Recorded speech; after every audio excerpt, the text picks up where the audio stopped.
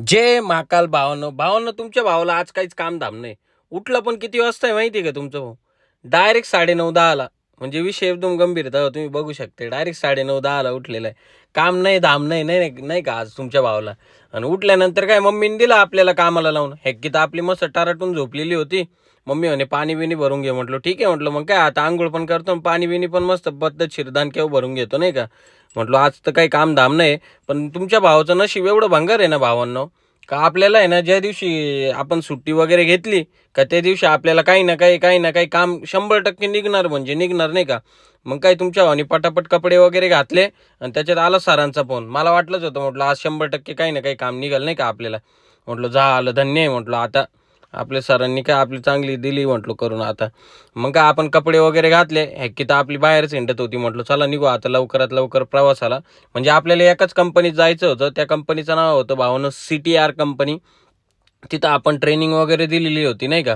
तर त्यांचे काही फायर एक्सटिंग्विशर वगैरे होते, ते आपल्याला घ्यायचे होते नाही का. आणि तिथं गेलो त्यानंतर काय त्यांचे फायर एक्सटिंग्विशर वगैरे जे काही होते ते सगळे काही घेऊन टाकले. म्हटलं आता लवकरात लवकर निघू आपण आपल्या घरच्या प्रवासाला नाही का. कारण काय रिकामं जाम व्हायचे कामं अजिबात करायचे नाही आपण नाही का. काय वाटतं भावनं, बरोबर आहे का नाही. मग आपली बसंती वगैरे लावली आणि आपली छोटी बसंती घेतली ना आपण गेलो डायरेक्टली कुठं माहिती का, डायरेक्ट विक्रांत भाईकडे. विक्रांत भाईकडे जायचं काम काय होतं माहिती का आपल्याला. आपल्याला आज एडिटिंग वगैरे करायची होती.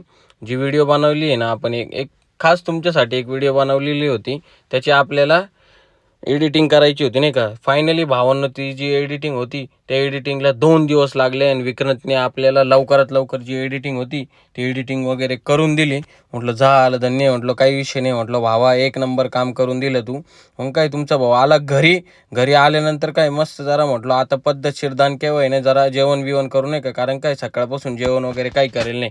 आणि त्याच्यात आला पोरांचा फोन का म्हणे भाऊ ये म्हणेल फुटबॉल खेळायला. म्हटलं झालं धन्य आलोच, काहीच विषय नाही. म्हटलं लगेच आलो पटापट फुटबॉल खेळू आणि मग जाऊ घरी म्हटलं नाही का. चला भावांनो मग काय आता मी पण फुटबॉल वगैरे खेळतो आणि तुम्ही पण तुमच्या घरी जाऊन काहीतरी खेळा वगैरे. काय वाटतं, बरं आहे की नाही. चलो भेटू मग आता नेक्स्ट ब्लॉगमध्ये काहीतरी नवीन घेऊ.